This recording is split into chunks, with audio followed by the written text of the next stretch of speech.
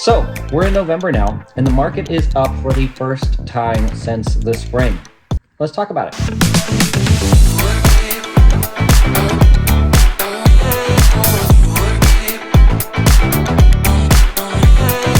What's going on, y'all? It's Mason Bleasdell, your Austin real estate agent, and today we're in the home office. I've got a lot of stuff to do to coordinate for this week, but I want to dive in because we've seen, like I mentioned in the intro, the first increase in both the average and median sales price in the Austin metro since the spring when we saw rates pretty dramatically go up over 1%, pretty much overnight. And ironically saw something like that just a month ago. In this video, if you're looking into the Austin market, you're curious what's going on, this is designed to help you. I want to talk about three major things. First, we're going to look at the closed statistics from October that have now come out. We're also going to take a look at the last 7 days. What's moving and shaking in the market. That's the best indicator of what's going on to move forward. And lastly, too, I want to talk about where interest rates are, my kind of thoughts on things, what I've seen in my own listings, and then just talk about what that might mean for you in reality. So let's start off by jumping straight into statistics, looking at closed statistics for the entire Austin metro, for the entire Austin MLS, for the month of October, where we now have info from. So jumping straight in. In the month of October 2024, we saw 2,590 homes closed. It's a little bit down from August, a little bit up from September. The average sales price increased from September to $555,847. A pretty strong increase actually since September. Average percent list price sales price at 97, down slightly from September. We've seen a lot of price drops. I'm going to get back to that in a moment. We're also seeing average price per square foot up to $262, and average days on market remain the same as September. And for this one, I want to jump into medians. Also gives you a really good sense. Median sales price is also up, $424,776. It's up almost 10 grand from what we saw in September. Median list price sales price remain the same. Median price per square foot is also up a few dollars since September, and the median days on market remain the same. What does this all mean? It means I think we're recovering a little bit. And again, I was with a client this week who asked, based on all that we've seen, based on the adjustments, based on everything we see in the news and everything changing in the world, are we at a good time to purchase? I can't make that decision for you, but despite my opinions, I like looking at data. And what we've seen, frankly, is, and I'm going to show you 2023 in a second, we're pretty stable. Of course, we peaked out during some of those COVID years when interest rates were in the 2 and 3 range. We've obviously come down a good bit from that, 20-25%, maybe even more in some areas. But these are remaining pretty stable and pretty strong, despite the fact that interest rates right now are trending right around 7%. But we'll talk more about that in a little bit.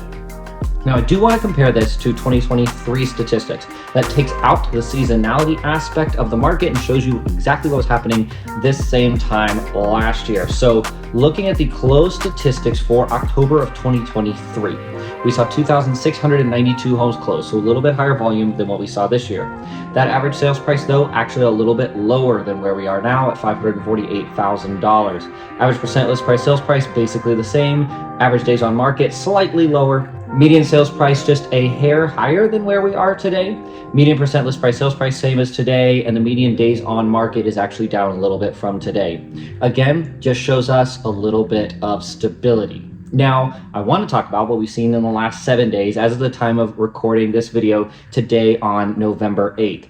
In the last 7 days, we have seen 846 new listings. That's down pretty strong from this same week in September. But again, there's some seasonality aspect of it. As we get closer and closer into November, it's very typical that we see less new inventory. During that same time, 759 homes went pending. That's also pretty sharply down from what we saw again during that first week of September. And price drops at 1,218. Also sharply down from, again, what we saw that first week of September.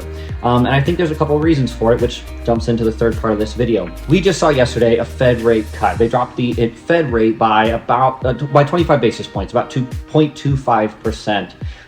Yesterday. Now, it's important to remember that even though that can be indicative of what way we are trending in the future, mortgage rates have gone up about a month ago, almost 1% overnight. Just over a month ago, I was seeing pre-qualifications in the very high fives, very low sixes. Now we're seeing them right all around 7. They've priced in what they expect to be with the changes coming up. Of course, the election just now passed us, and of course, this Fed rate announcement, which was expected and happened exactly as people predicted it to be. The mortgage rates are going to more closely follow the 10-year Treasury bond, what those returns are. And when that drops, rates drop, etc.